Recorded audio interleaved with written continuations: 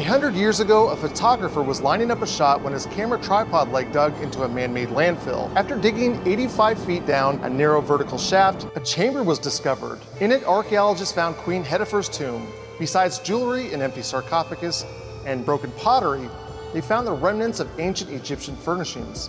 It would take nearly 3 decades to painstakingly restore the damaged remains, but among the furnishings they found what could be the oldest dovetail joints created in wood. Today, let's talk about that very dovetail joint and see if we can make a simplified one with a bandsaw.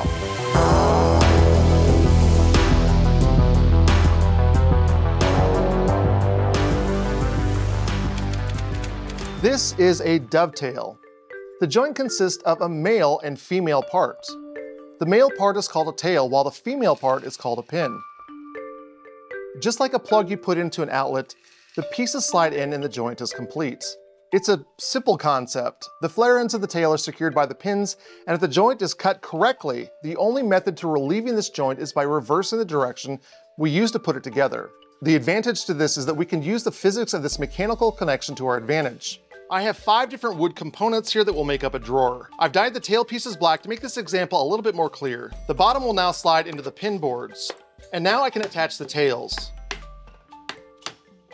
From the side, you can see that as I pull the drawer forward to open it, my tails are firmly grabbing the pins. The action of opening and closing the drawer does not allow the connection to separate.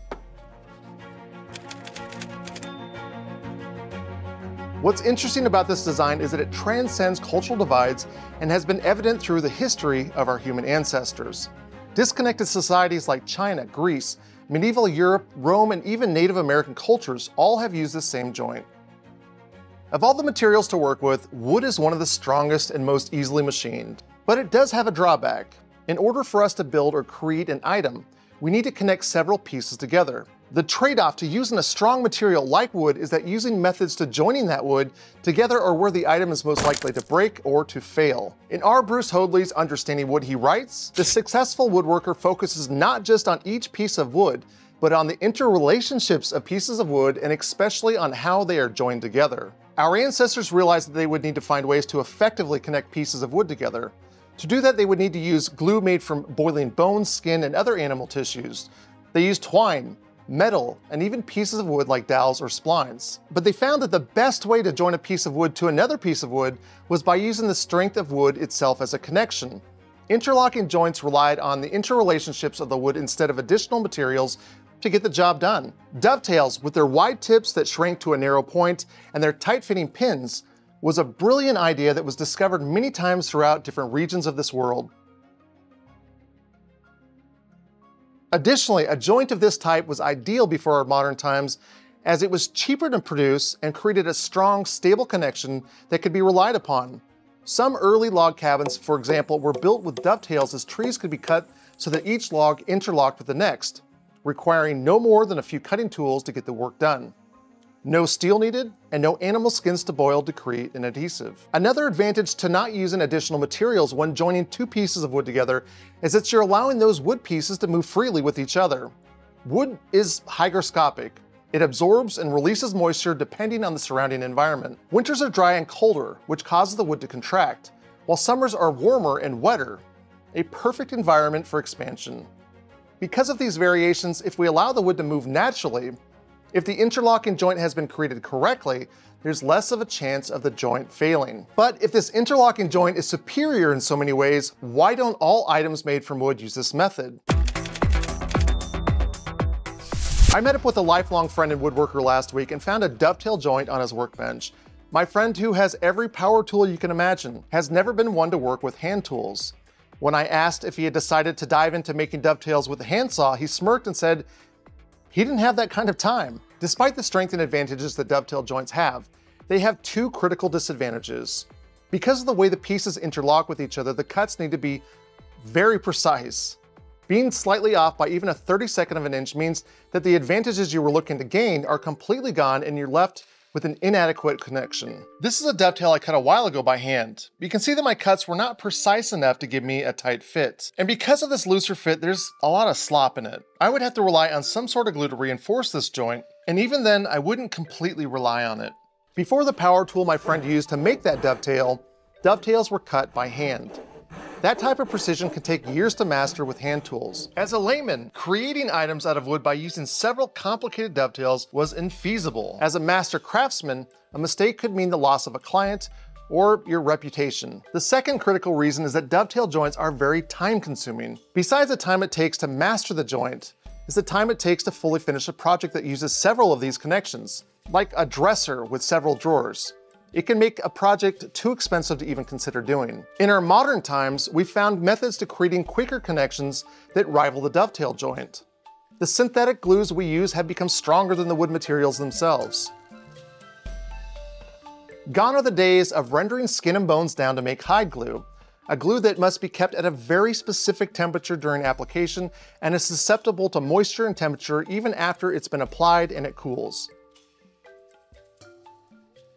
With the technological advances we've made, machines can also quickly create joints.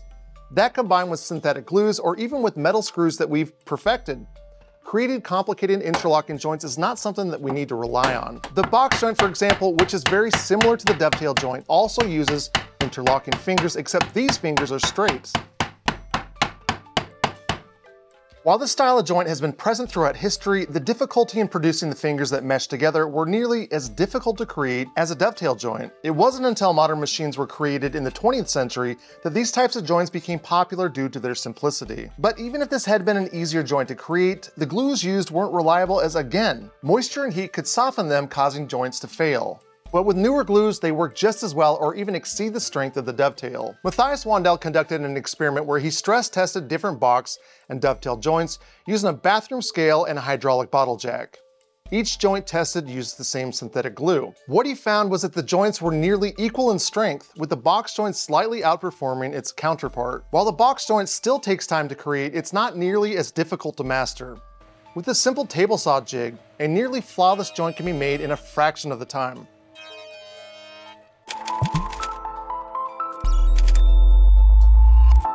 This leads us to the question of why. If there are easier methods to producing joints that are just as strong, why are dovetails still used today? What magical powers do these wood connections have that link us to other disconnected societies? What's interesting to note is that even when we find that dovetail joints were used by Egyptians thousands of years ago, we also find that they used other methods to creating joints. People of the Bronze Age used butt joints, mortise and tenon joints, even mechanically connected joints that use bits of metal. So it wasn't just that these joints were all that they had to work with. They used glues like we use glue. They used fasteners. In fact, because wood was so scarce in Egypt and had to be imported from other regions, Occam's razor would suggest that using a complicated method would have been irrational. Making an error would have been devastating. During Queen Hetterfer's reign, tools used early on were mostly made of copper. This would have made working with complicated dovetails even more difficult. It could be argued that these joints, shaped like the tail of a dove, were more than just a method to joining two pieces of wood together. One could say that because of their complexity, there's a sense of satisfaction and pride that goes into making them, of royalty. A queen, for example, would covet the complicated workings of a well-crafted piece of furniture. And you've got to admit, there's a certain amount of aesthetic appeal and a measure of craftsmanship that exudes from a well-crafted joint, where each finger locks the next finger in place.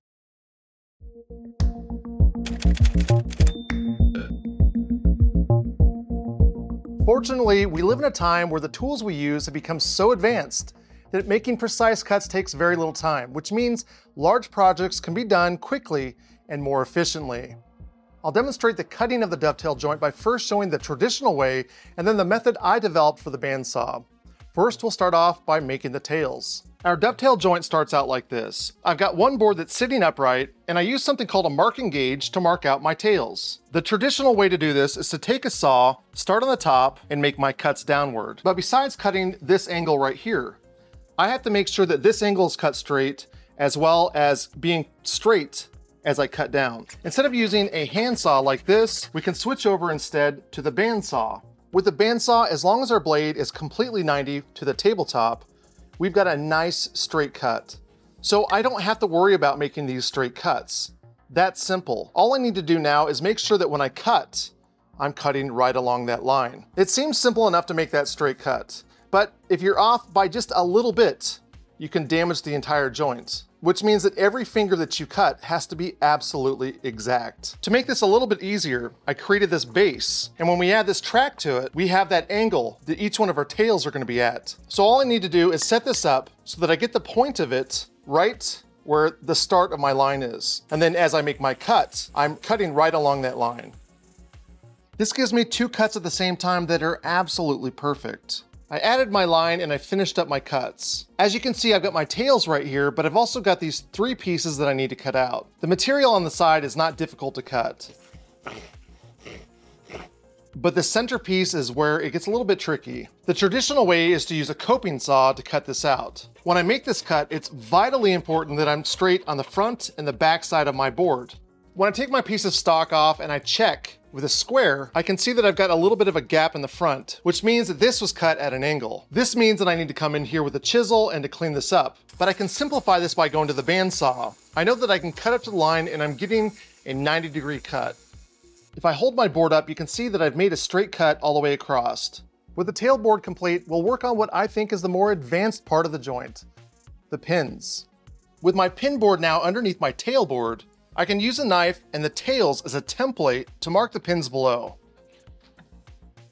Once I've transferred my marks down, I can come in here with my saw and make those cuts, or we can go back over to the bandsaw. I'll switch my tailboard out with a pin jig. When we switch to the pin jig, you can see that I've got this giant angle right here. This angle corresponds with the tail angle. So when I set this in here and set my block of wood on here, the blade lines up with my mark.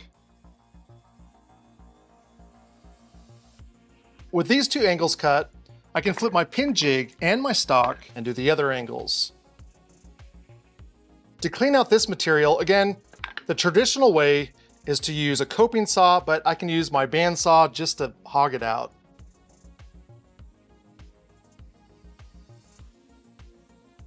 And now it's just a matter of putting the joint together.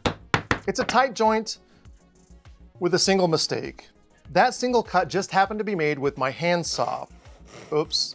Which goes to show that just a tiny error can throw the entire joint off. My jig plans to make a dovetail with a bandsaw are all free and available on my website. That link will be in the description down below. A huge thank you to my patrons. I couldn't run the website and provide plans for the maker community or make these types of videos without you. If you'd like to become part of the team, I have a link in the description below. Thank you, Michelle B., Heath Kearns, William L. McNally, Jerry Adams, Zach Finch, Rich Lightfoot, Tudor the Barbarian, Mike Laurinaitis, Les N., Gary G., Aubrey G., and Nukebert. Hit the thumbs up, subscribe, and ring that bell. And I thank you so much for being a part of my shop. Please leave a comment below. Come find me on Instagram at Make Things with Rob. And remember to keep making things.